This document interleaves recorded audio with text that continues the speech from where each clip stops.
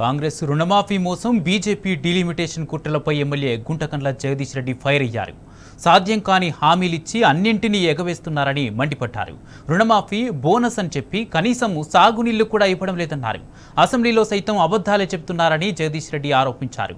మరోవైపు డీలిమిటేషన్ అంటూ బీజేపీ దక్షిణాది రాష్ట్రాలపై కుట్రలు చేస్తుందన్నారు జగదీష్ రెడ్డి. చాలా స్పష్టంగా చెప్పింది. నేను అసెంబ్లీలో వ్యవసాయ శాఖ మంత్రి గారి ప్రకటనతో మరొకసారి స్పష్టమైంది. మేము రైతుల్ని స్పష్టంగా మోసం చేయదలుచుకున్నాం. మేము తెలిసే మాత్రం కాదని, మేము చేయలేమని తెలిసినా కూడా కావాలనే మాట ఇచ్చినాం, మోసం చేసినాం ఓట్లు వేయించుకొని అనే విషయాన్ని మరొకసారి బహిరంగంగా ఒప్పుకుంది నిన్న శాస్త్రం. ఎందుకంటే ఈ మధ్యకాలంలో ఎవరిని చూసినా, ఎవరి నోట్లేంచాలి చూసినా అయిపోయింది, అప్పుడే చేసేసినాం రుణమాఫీ మొత్తం, ఇది కొత్తగా వచ్చేది ఏం లేదన్నట్టుగా చెప్తున్నారు. వాస్తవానికి 20,000 కోట్లు చేసామని చెప్తున్నారు. అది కూడా పూర్తిగా అబద్ధం. కేవలం ఇప్పుడు చేసింది 12,500 కోట్లు మాత్రమే. ఎంత నిస్సిగ్గుగా, ఎంత నిర్లజ్జగా ప్రభుత్వం ఎట్లా అబద్ధాలు మాట్లాడుతుంది, మంత్రులు ముఖ్యమంత్రి ఎట్లా అబద్ధాలు మాట్లాడుతున్నారో రైతాంగానికి స్పష్టంగా అర్థమవుతుంది. ముందు శాసనసభలో అబద్ధాలు చెప్తూ రైతాంగాన్ని మోసం చేస్తున్న విధానం స్పష్టంగా కనబడుతుంది. బోనస్ విషయంలో కూడా అదే మోసం. రాసిచ్చినప్పుడు మేనిఫెస్టోలో దొడ్డు ఓట్లకు అని రాసిచ్చారు. చాలా క్లియర్గా ఉంది. దాంట్లో దొడ్డు ఓట్ల ధర ఎంత ఉందో ఆ రోజు ఆ ధర మెన్షన్ చేసి దీనికంటే మేము 500 ఎక్కువ ఇస్తాము అని చెప్పి 21,30 ఉంది. ఇప్పుడు మేము దీనికి 500 కల్పిస్తాం, 2630 ఇస్తామని చెప్పాను. అయిపోయింది, ఓట్లు పడ్డాయి, అయిపోయింది. వరి కోసే సమయం వచ్చే వరకే 4 తిప్పేశారు. సన్నోట్లకే ఇస్తాము అని చెప్పాను. కాదు, ప్రభుత్వం ఇస్తుందని దొడ్డోట్లకే స్పష్టంగా.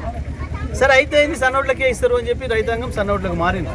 ఎందుకంటే ప్రభుత్వం చెప్పింది, సన్నోట్లు కొనరని భయపడకండి, మేము కొంటాం, ప్రజలకు పంచుతాం, మీకు 500 బోనస్ ఇస్తామని చెప్పారు. పచ్చి మోసం, దగా చేస్తుంది కాంగ్రెస్ ప్రభుత్వం. ఇది రైతులందరూ కూడా అర్థమవుతుంది. ఇక వాళ్ళు కూడా నిర్ణయించుకున్నారు, ఇక మేము మళ్ళీ వచ్చేది లేదు, సచ్చేది లేదు, ఇక ఇప్పుడు ఏం చేయదలుచుకున్నా అన్ని మోసాలు చేయాలి, మేము జేబులు నింపుకొని పోవాలి తప్ప ప్రజలకి, రైతులకి ఏం చేసినా ఉపయోగం లేదనే నిర్ణయానికి వచ్చినట్టు కనబడుతున్నారు. అందుకే అంత బహిరంగంగానే మాట్లాడేదానికి తెగబడుతున్నారు, అబద్ధాలు చెప్పడానికి తెగబడుతున్నారు, మోసం చేయడానికి తెగబడుతున్నారు. ఇవాళ స్పష్టంగా కనబడుతుంది. చరిత్రలో ఎప్పుడు కూడా మనం చూడలేదు, శాసనసభలో మంత్రి అనబడేవాడు ఒక అబద్ధ మాట మాట్లాడడం అనేది జరగలేదు ఇప్పటి వరకు. బయట ఎక్కడేం మాట్లాడినా, ఎక్కడేం చెత్త మాటలు మాట్లాడినా శాసనసభలో మాట్లాడేటప్పుడు ఒళ్ళు దగ్గర పెట్టుకొని మాట్లాడాలి.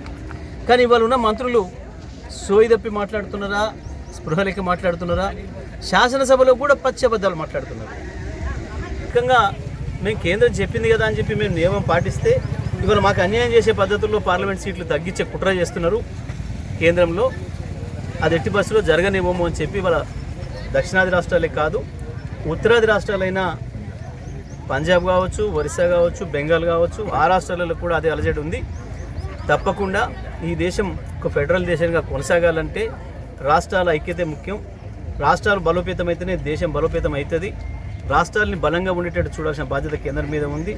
రాష్ట్రాలకు ఉండే అధికారాలన్నింటినీ కూడా రాష్ట్రాలకి ఉంచాల్సిన అవసరం ఉంది.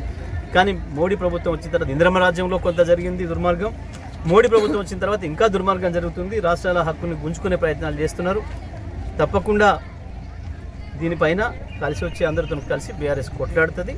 తెలంగాణ హక్కుల్ని భారతదేశ ప్రజలుగా, భారతదేశ పౌరులుగా మన హక్కులన్నింటినీ కూడా సాధించుకోవడం కొరకు బీఆర్ఎస్ కొట్లాడుతూనే ఉంటుంది.